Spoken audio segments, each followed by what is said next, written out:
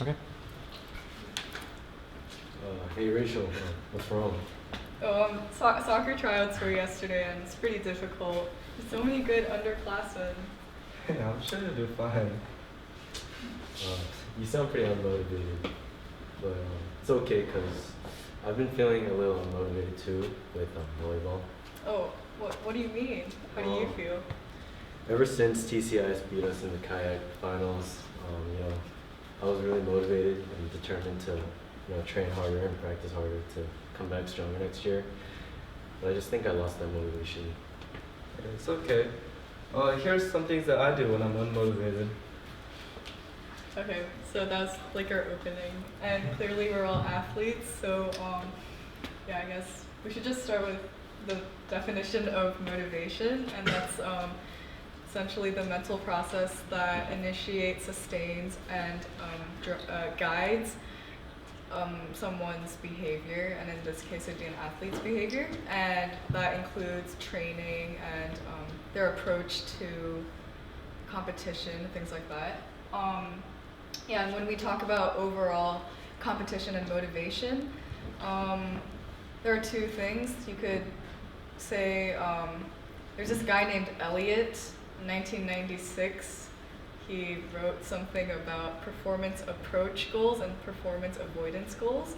And performance approach goals focus on positive, like they call it positive, but it's more of like my goal is to outperform others.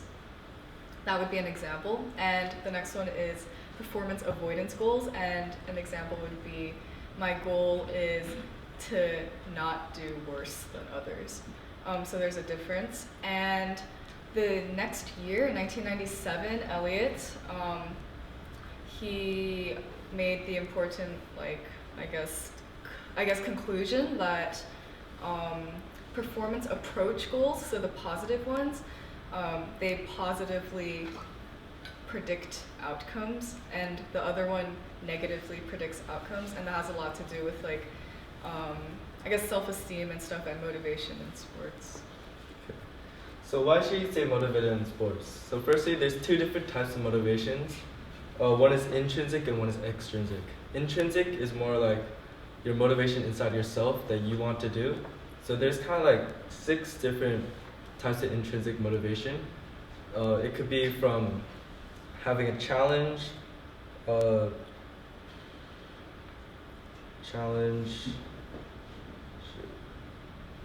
being curiosity, having competition, cooperation, and then recognition. And all of these help push you towards your goals. And also extrinsic motivation is like the motivation you get from outside sources. This could be from tangible and psychological rewards. Tangible is like you could get money from winning a game or a trophy. And psychological is like if you win a game and your friends cheer you on, that could be part of your motivation. And intrinsic motivation is really important for you because in sports, because it's one of the only things that you can really control. Like athleticism is kind of like you're born with it. You can train really hard, but it won't change that much. And also the conditions of the game you play, the weather and stuff, you can't control. So really, it's really important to control your motivation in order for you to succeed. And extrinsically, it's always good for you to have an end goal. So it's good to have your motivation to be win a tournament or win a game, and yeah. So how do you stay intrinsically motivated? There are 5 different ways.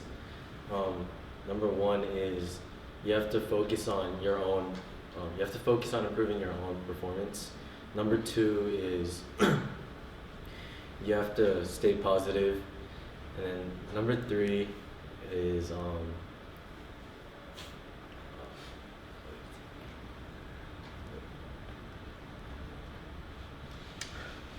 number 4 would be mindfulness.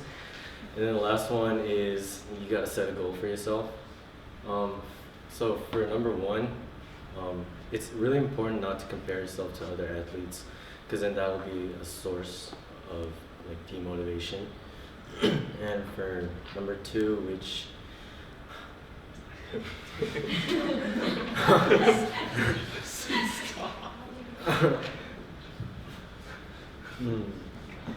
okay, so mindfulness.